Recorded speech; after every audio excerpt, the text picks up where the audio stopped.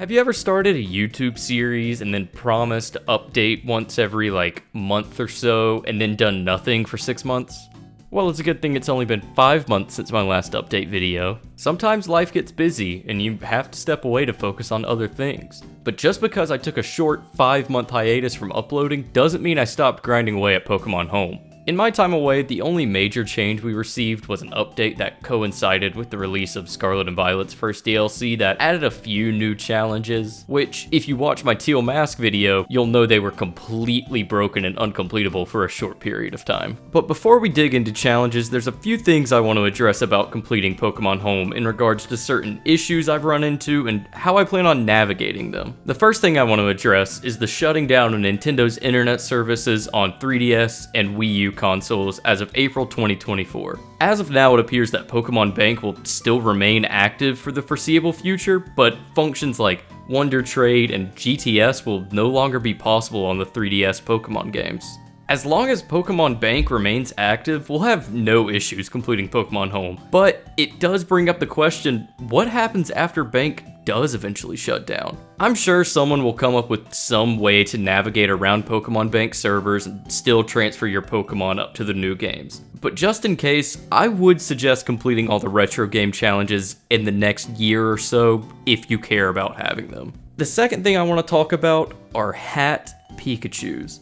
Something really cool about the Pokémon Home Pokédex is that it not only keeps track of the Pokémon you've caught, but also their specific forms. Everything from Gigantamax, to Mega, to regional forms, to even authentic Sinistea. It even keeps track of certain costumes, which is where the problem is. You see, back in October of 2020, to celebrate the release of Sword and Shield's second DLC, Pokémon held an event where you could receive 8 different variants of Pikachu. Each of these Pikachu would be wearing a different partner cap, based off of Ash's hat from the Pokémon anime. The problem with this? Well, the event ended in November of 2020, so these Pikachus are obviously no longer accessible. And of course, they're not only part of the Pokémon Home Dex, but they also have a specific challenge linked directly to them. Lucky for me, I've got a good friend who actually played during that event, and will hopefully be willing to tag trade all the Pikachus with me. But if you want to do this for yourself, I really have no advice for you other than try to find someone willing to swap. But I also did very little research on this, so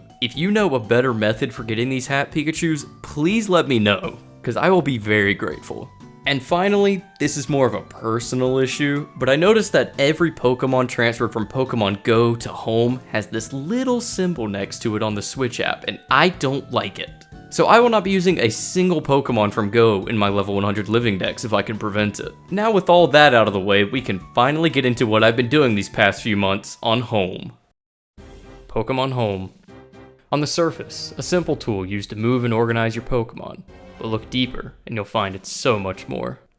Over 200 challenges to complete, multiple dexes to fill out, and of course, enough room for a full level 100 living dex. This is a series of videos chronicling my journey over the next few months, as I attempt to do the impossible, 100% complete Pokémon Home.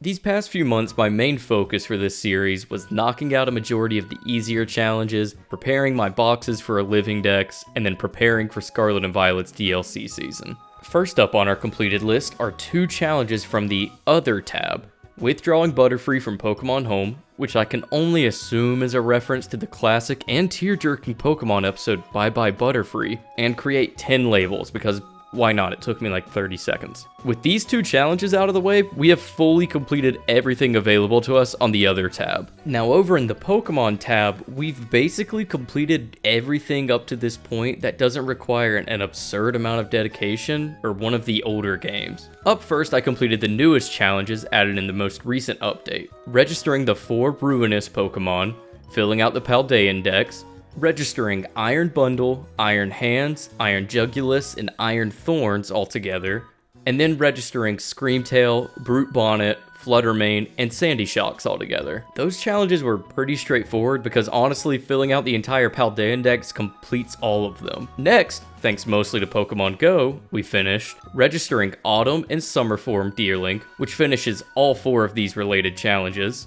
registering all the Hoenn starters, and registered 20 species of fossil Pokemon. This challenge reward might be my favorite we've gotten so far this entire series because I really love fossil Pokemon, okay? Finally, I registered over 220 physical moves, deposited over 30 Pokemon in Premier Balls, and registered over 140 different special moves. There are still plenty of challenges to complete in this tab, but I feel like we're making pretty good progress on it and could actually be done with this entire section within a few months. And last, but definitely not least, we have the trade tab, and oh man, buckle in for this list. In the past few months, I traded Nidorino and Gengar for some amazing retro art, Throw and Sock, Cranidos and Shieldon, Zangoose and Seviper, Staryu and Love Disc, Lunatone and Solrock, Yamask and Galarian Yamask, Linoone and Galarian Linoone, Plusle and Minun,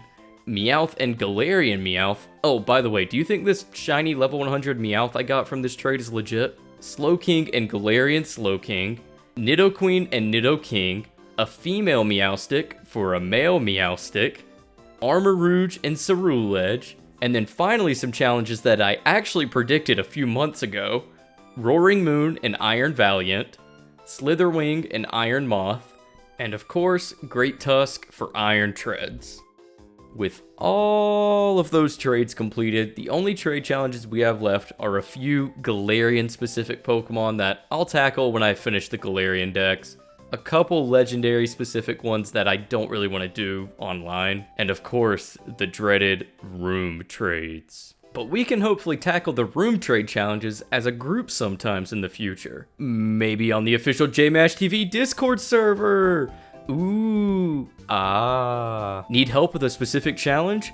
Want to brag about a new shiny you recently spent 400 hours finding? Then feel free to click the link in the description and check out the server that my buddy put together for the channel. To be honest, I don't really use Discord much, so this whole server is a work in progress experiment thing. I just figured that this series will have sections that are extremely community based, so why not set up a place where we can all exchange ideas and help each other out? Just don't be weird, please.